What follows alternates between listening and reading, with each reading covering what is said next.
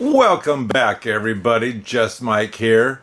Today we have a clock that I'm not positive if this is what it is, but it's a Chelsea Regulator number 5. The clock was built out of mahogany and it was 1904. That's this clock right here. And this clock, I noticed that nobody was bidding on it, and I thought it was kind of unique. And originally I thought it was a Japanese clock just because they like to jump in the market and try to sell their clocks and copy some of them. When I got it here, I was thinking it must be a Japanese clock just by looking at the pendulum. Anyway, let's get a closer look at this clock. So this is the back side of the clock. This here seems to be a awful thin board, and I'll show you in a second. But on the back here, you don't see anything that says Japan or anything. There are a couple new screws in here, and we're going to find out why. There's the lower part of it. You can tell it's old just by looking at this wood here. And there's the top. This here board is rounded, and it does have residue, dust. I don't know what that is for sure on top, but we're not worried about that. Old rusty metal pieces hanging, I'm going to guess. But this is why I bought the clock, is because I thought this was kind of unique. It was something that showed the clock, I guess. And like I say, this here board is rounded. It is missing a chunk from here. It's supposed to be rounded like that there. Got some fuzz in it from being wiped down. But this here looks like maybe someone put a finish over this. I was kind of hoping not to do anything to the case except maybe use Old English on here. I can see, because this chipped out, I can see there was a nail here, so that means there's probably a little nail here to hold this on.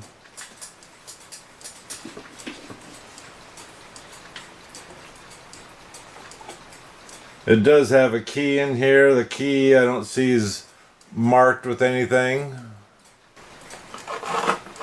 This is the pendulum. And like I say, if you look at this thing, it looks really cheap. Get this in the light, or out of the light.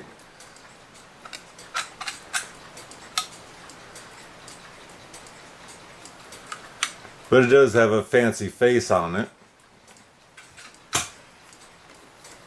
The dial, that might be a porcelain because it's so white, and it feels like it, but I would think it's thin. And it does strike, but it doesn't strike on whatever it's supposed to strike on. I don't know what this is, but here's a rod for something. We'll check that out later, see if it goes to the clock. Anyway, I'm going to go ahead and take the hands off. And then I'm going to unscrew this board here to get the dial off, so we can look more into where the gong is and how this thing actually operates. So on the door, this here's got a little bit of damage. It's got something purple looking on there. It looks like someone tried to kind of repair this. I'm almost wondering about this board here and the board that's on the outside of the clock, if that's original or not. It very well could be. Anyway, we got this off. This has got a porcelain cover kind of over this also. So to me, that's unique. Like I say, I'm kind of surprised other people didn't bid on this clock. Excuse me. Other people didn't bid on this clock, and that's why I was kind of thinking it wasn't very special. So anyway, right here someone marked 27 in a felt marker. So this is the movement. It looks like chintzy plates to me. Supposedly, if this was a Chelsea, it's well known, supposedly a good quality brand clock, but being in the 1904, maybe this is what we get. Anyway, there's the hammer back here, and there's nothing for it to strike, so I'm going to guess back here it looks like maybe it used to have the spring on there for the gong, for the hammer to hit. But anyway, let's go ahead. I see it's missing a screw there. So there you go, you can see it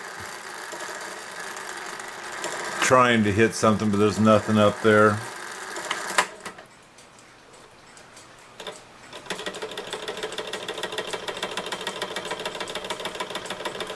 Let me go ahead and take the screws out. There's only one left there and two down here.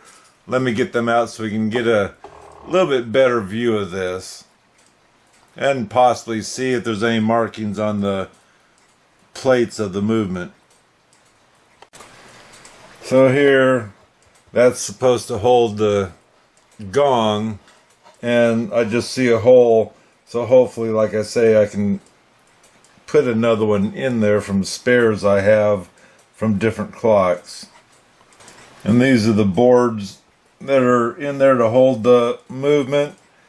You can see where they've moved the movement because these two holes are filled, and they moved it over about 3/8 of an inch or something. And so why it still fit in there pretty good, I don't know. It says backboard is really thin. You can tell this has got a finish on it from later because you can see where it kind of ran. This does have a lock here to lock the door shut. And looking again at the finish, you can tell they didn't do a real good job, but they at least did something.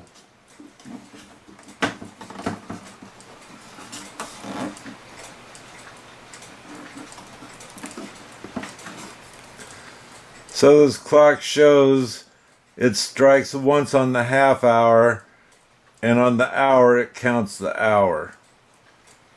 And at the moment it's working good, except this here looks like it's at such a bent angle that it should be actually bent to fit this one, so it's sliding in straight instead of cocked at an angle. There's nothing on this movement that tells me what it is. This here I've seen on Japanese movements. You notice this is gold. This is not brass, and they used to do that on steel plates to give it that brass look, but I guess steel plates aren't the best because they wear on your pivots a lot more.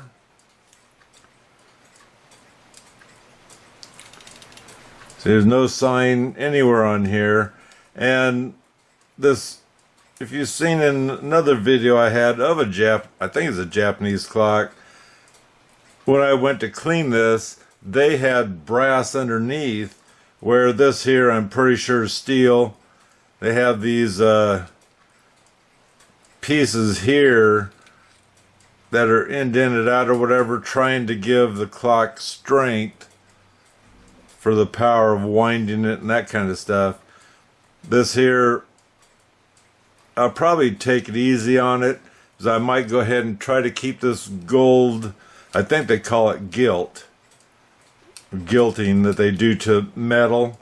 And I don't doubt, again, that's probably on the gears too, because it looks like the same color as what this is. And so I'll probably try my best to leave all that, but it definitely needs cleaned. It's got a old tarnish, or I'm not going to necessarily say that's rust. Yes, we have rust down here, but this here looks like more of old oil, and everything's just kind of coated. And so what we're going to do is take this one totally apart, clean it, and get it back together again. And I'd like to do something to the case as well, because it has kind of a crappy finish on it, and I'd like to highlight it a little bit better, make it look a little bit better, even though this case at the moment is at a 10-foot rule. Stay 10 feet away and it'll look excellent. Anyway, let's get to working on this. By the way, I think I just discovered what this piece of metal is. I bet you anything it's the rod that's supposed to hook up in the box, and the hammer hits this for a single gong sound. So like I say, we have to take that out and see if we can get this reinstalled. That's kind of a cool feature if that's what it is. And to me it's kind of odd it only has one rod, but maybe it sounds great. By the way, this key came with the clock, but it's garbage because it's split right there. And so this clock takes a number 6 key. So we have this one on this. We're using the black zip ties because I need something that's a little bit stronger. Those multicolored ones that they sell, usually they're not strong enough in the catch to hold the spring. When you put it on, you want to make sure you have this, for example, this clock spring stop, so the spring doesn't expand and go into the gears. You want to make sure you're not catching that, and you want to shrink the spring down so that way when you release it, it still has room in here. So I'll get the spring on this other side caught as well. And usually when you're doing this, you got to fish around to get it come past this other things because it's tight in there.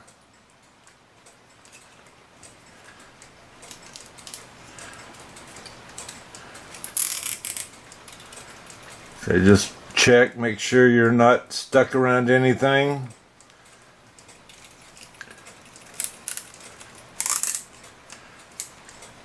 And usually once you got it on, it's good to wind it up and then snug it up some more.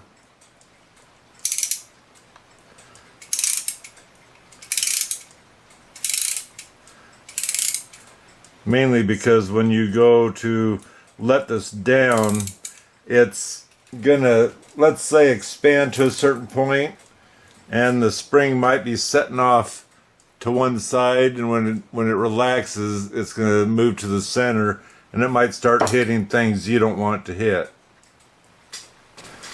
So to let this down, I first want, right there's the clicker. Obviously that clicker is not going to come off of that gear, but this spring that holds the clicker in so it works, I like to take that and lift it out of there if I can.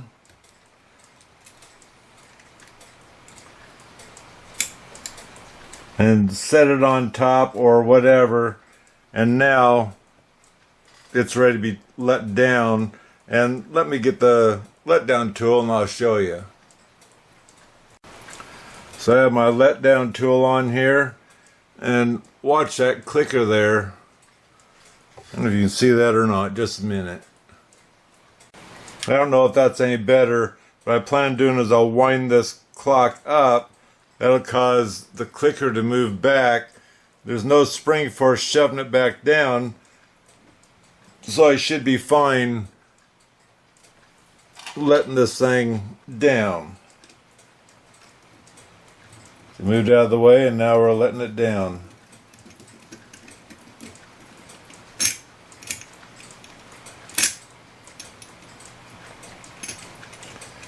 There we go, we have it all the way down. And that's what I'm going to do to the other side. Release that spring off the clicker and let her down onto the zip tie.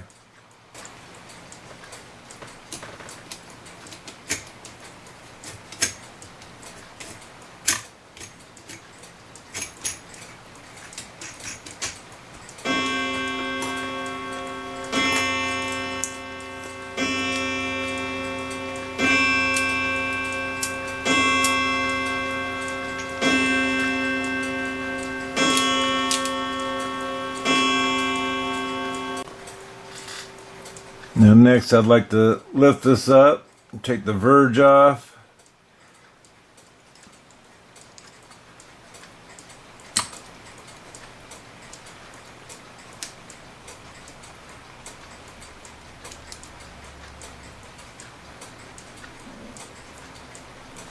Didn't look bad at all. And I wanted to show you another part of this clock that's bad, and I don't know if that's from shipping or what, but the ends broke off.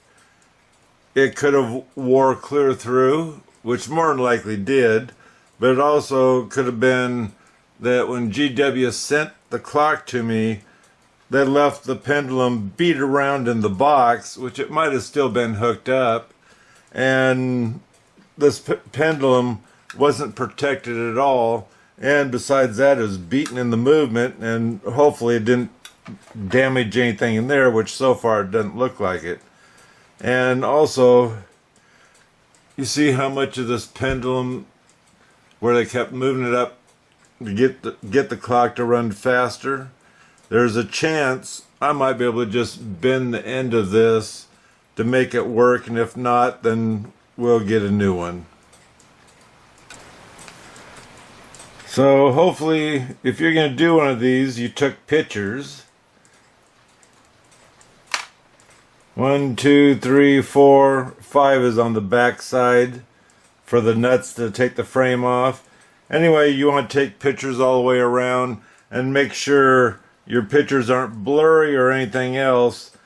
We're going to try to take this apart so you can get pictures looking down on this.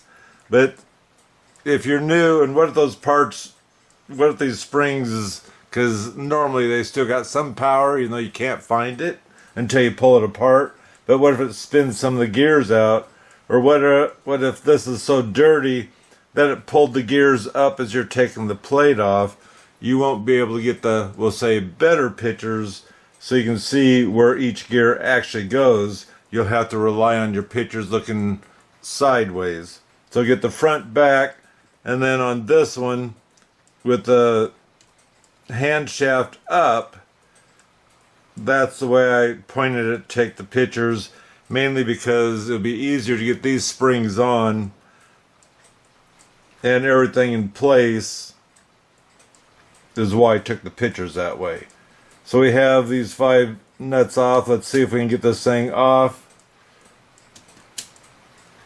Obviously this gear is going to come up with it, so you got to kind of be careful to take out the rest of the gears that are in there.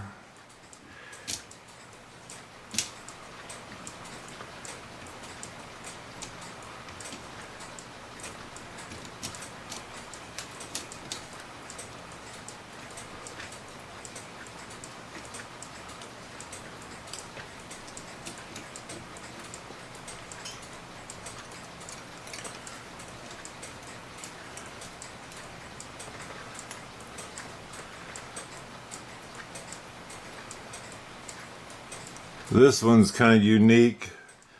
It's got legs 1, 2, 3, and 4. Normally it's just a horseshoe looking deal with these 2 legs here and this one that locks it into place in that little hole there.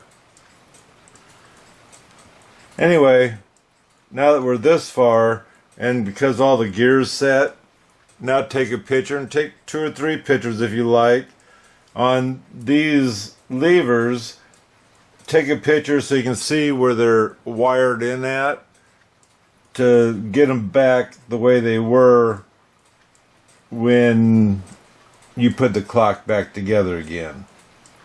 strike side out first. Let's clear at the bottom. Well, this here lever is obviously the one that counts the hour on that wheel. It's on the other part of the frame. These are real oily. Surprised they're not worse than they look. And this here, no, maybe it's just rust. I was gonna say, it looks like they soldered that thing on there. It's not supposed to be soldered because this here is what controls the speed of the gong. And if this is loose, you'd take this rod out. On this one, you'd bend the center one down a little bit further and then reinstall that, and that should snug it up to where it should be able to turn, but right now it's not turning at all. And maybe cleaning this, it might go ahead and work out.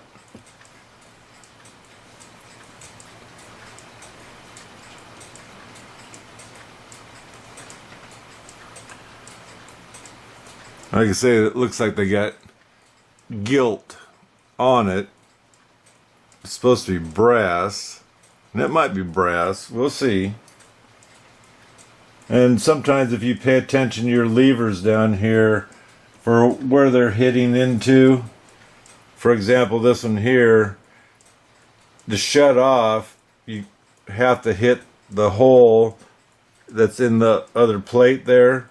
And when that goes off, there's a lever right here that needs to go into this wheel where there's a cutout, and that's what gets this clock to shut off. There's a warning pin right there.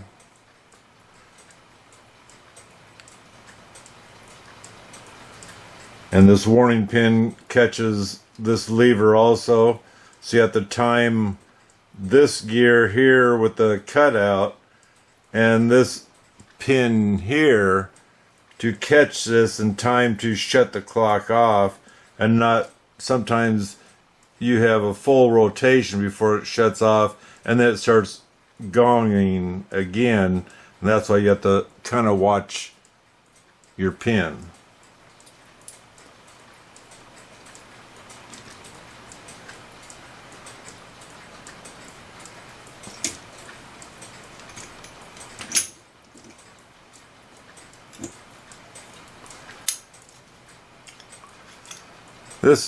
This spring looks like it's a newer spring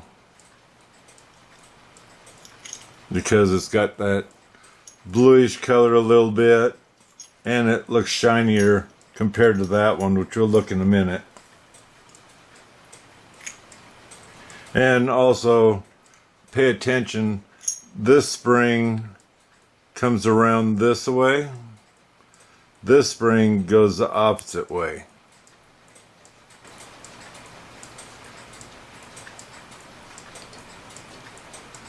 So here's our hammer.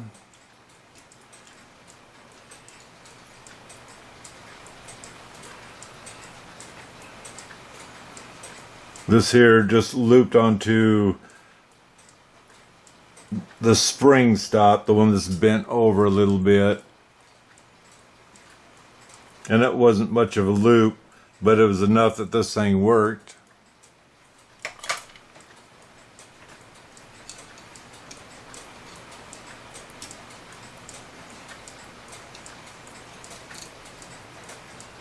So this is what I'm talking about, that lever has to fall into in order to stop the clock, besides getting that warning pin to catch the lever at the same time. These here, that's what causes the hammer will hit this and gong, gong each time it hits one of these.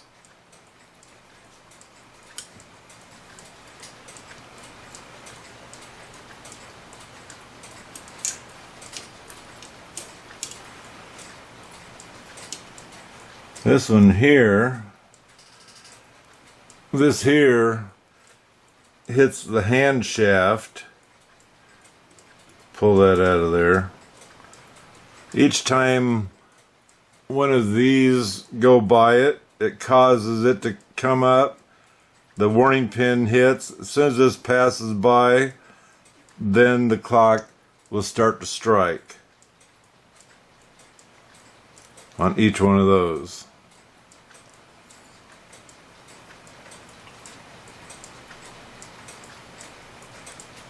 This loop is for the wire that comes down, so you can trigger this clock and make it gong if your what time it says it is on the hour isn't gonging enough. You just keep hitting this until it hits the right amount of gongs for the hour.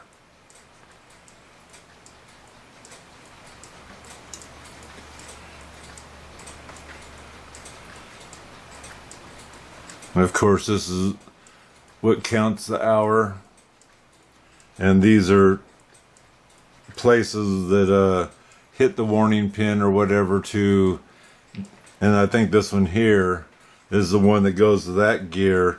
When it's getting ready to trigger, it'll automatically start lifting this one up, but it can't play until this drops out of the way for the warning pin to go around. And then it starts to do its gong.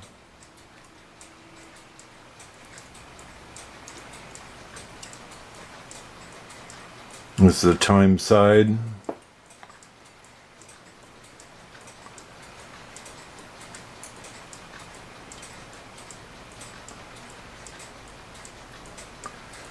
The lantern gears all look good on this clock so far. Some a bit dirty, but in so many words, this clock has been taken care of, because I've seen way worse.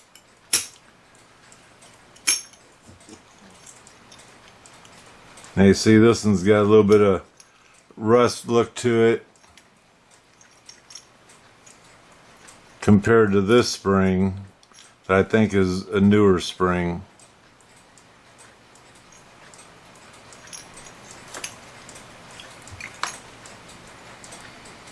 And then your normal wear and a little bit of grease or oil, I'd swear that's never going to come out unless you steel wool the heck out of it.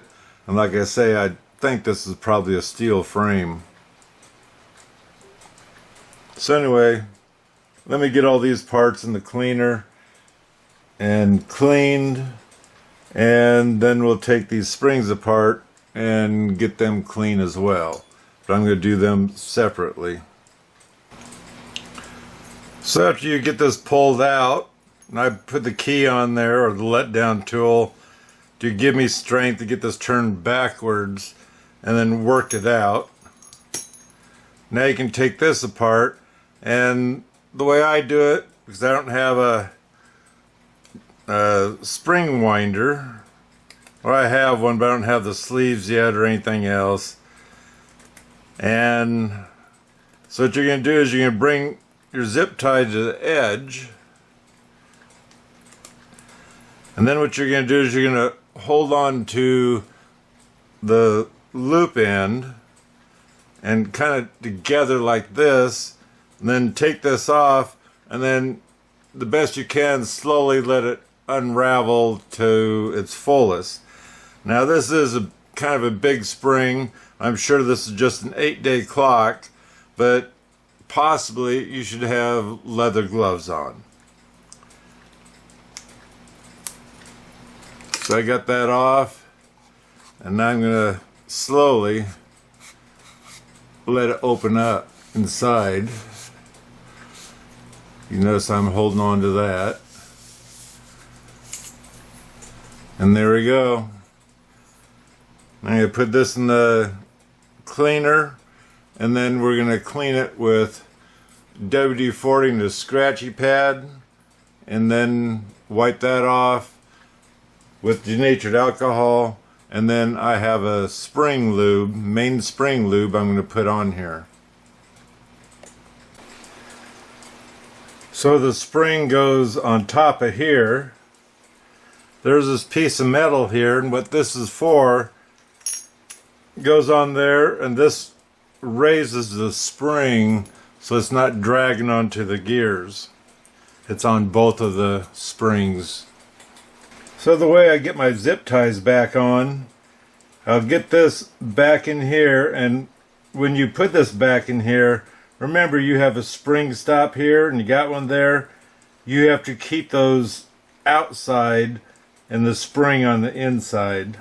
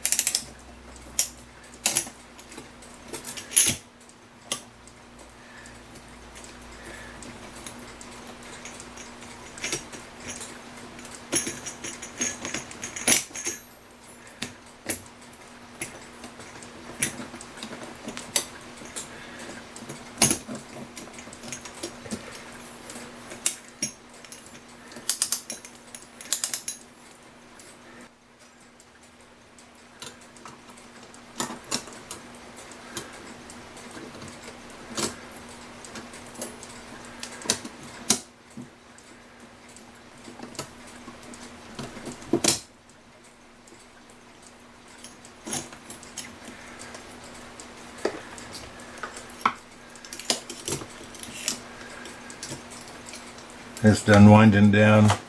Now to get my nuts, I don't need every one of them on here.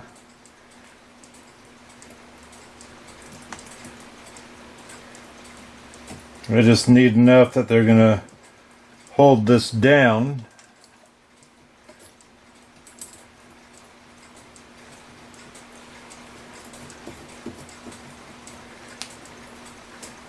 There's two of them on there.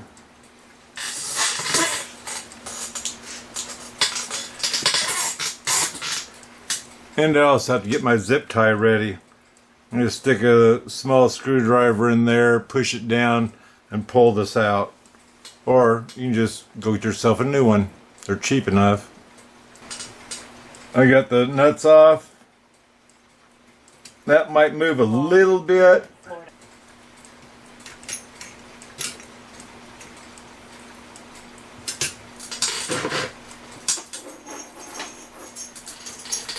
Now let's get our other one on. And I'm leaving these in place once I get this one wound up. And the reason why is, I have to take this top plate off again, but that way I can get the gears in.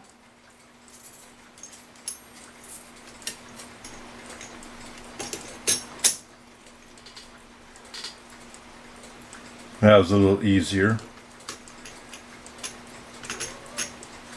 Hey, buzzes.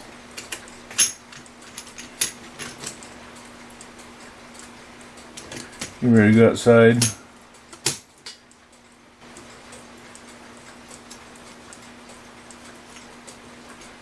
And I also want to get my spring back on the clicker.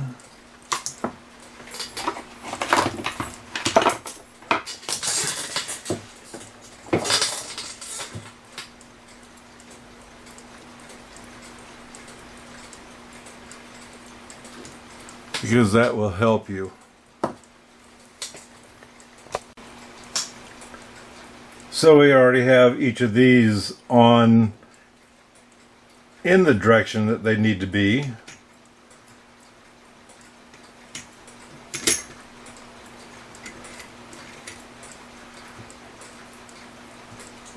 And this is a little cruddy, but I'm afraid I'm not sure that this is brass. That's why I say I think it's steel. I did use a scratchy pad on some of this nasty stuff, which I don't know if that was a cleaner they used or what, but it's copper looking underneath. Sometimes this whole thing will turn copper if you're mixing your metals in your cleaner at the same time, but this was already on there before I started cleaning.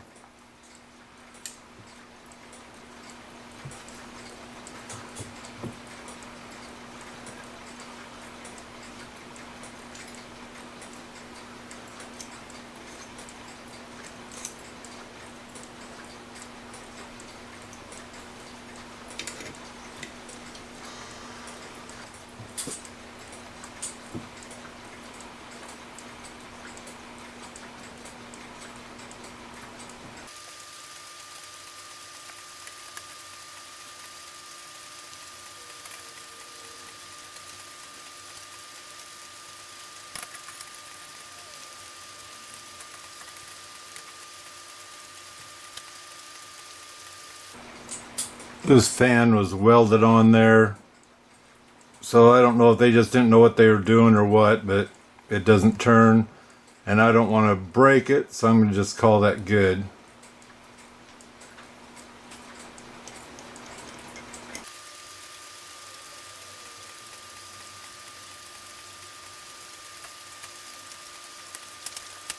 I have to make sure to move that before I put the top on.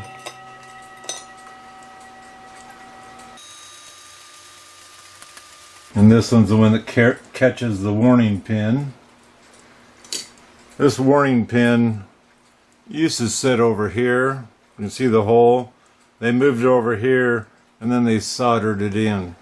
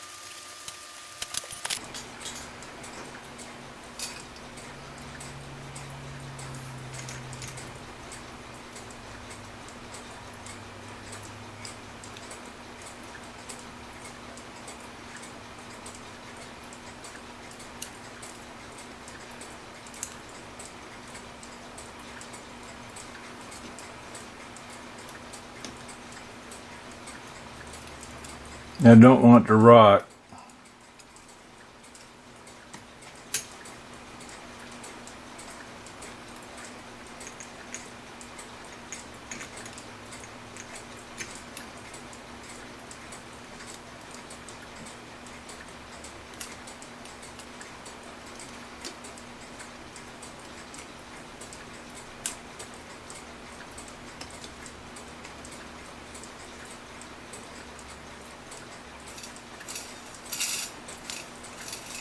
A little bit better.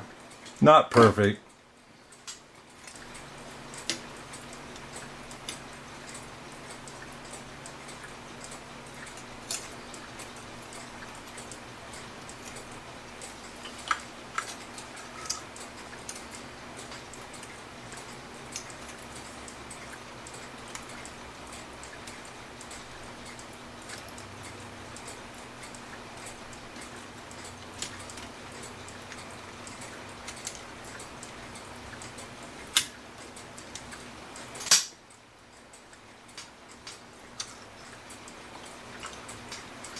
Here I gotta make sure both wires are moved where they need to be. I know that one moved. I said I'd have to move it. Let's start getting this down.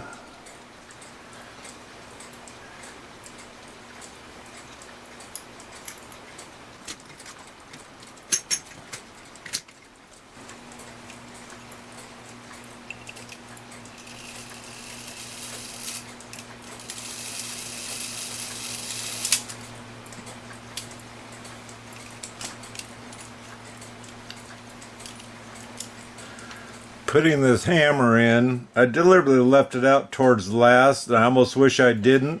And I realized once it's together, you don't have all the nuts on, just some of them, but you push it in this way and it goes pretty much right in. So I guess I'm ready to put that nut back on and tighten the nuts up. Now the reason why this one's off is because my warning pin wasn't is clear over here instead of in where the lever is. Levers, which one is it? Right here, is it?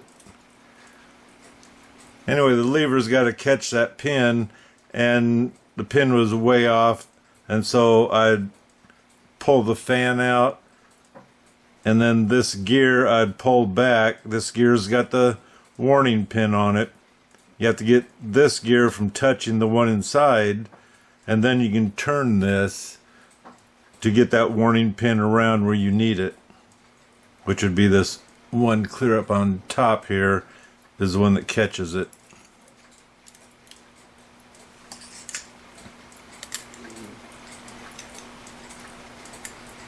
That one. I don't know if you could order a rod as long as this one is, but I'm still in the process of seeing about getting this welded back on.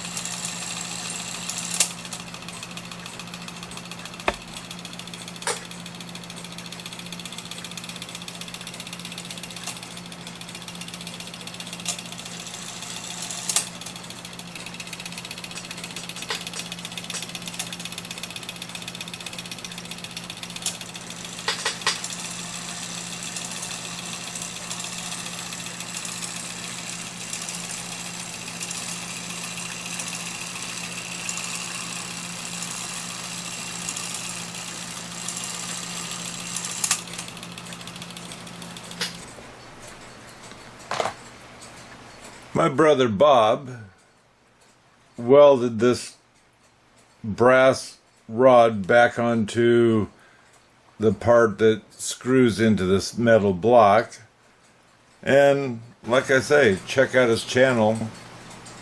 I'll have it set right over here, and I'll have it down in the description, but he's always doing things like this, camping ideas, antique stuff, cooking on the wood stove, that kind of stuff.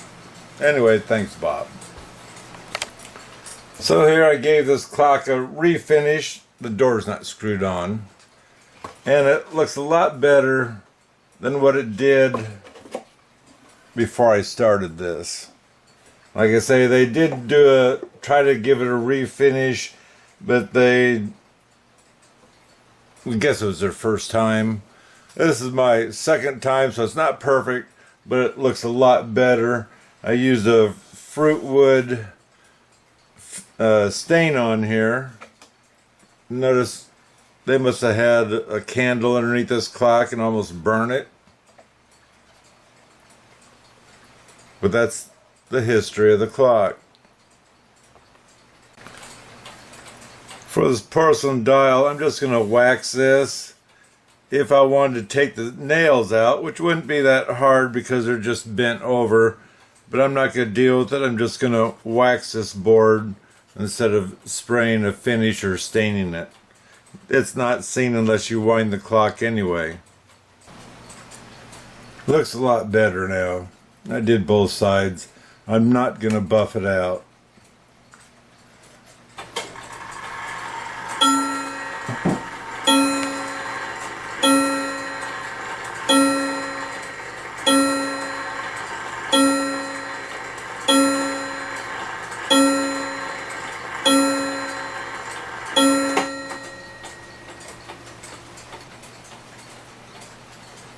There's the best I could find on about this clock. And so maybe this clock's rare enough, which I can't believe that, but someone didn't detect what the clock was and bought it. Like I say, no one was bidding on it and it was cheap. So I am happy with this clock for sure. I will admit, when I first got it all together, I could get it to count the hour like it's supposed to, but for some reason it wouldn't tick. And I even pulled the verge off, and the clock just wouldn't spin out of control. Come to find out, a simple fix. The spring wire that goes to the levers, one of them happened to be touching one of the gears along the shaft, I guess we'll put it, and that was enough to just stall that clock like you wouldn't believe. I straightened that spring wire out so it wasn't touching anymore, and that clock took off. Oh man, sweats, I don't know. Anyway, I hope this video helped you out, or you just enjoyed watching it. Give me a thumbs up if you appreciated it. Don't forget to subscribe so you don't miss anything. And why? It's free. And until next time, God bless.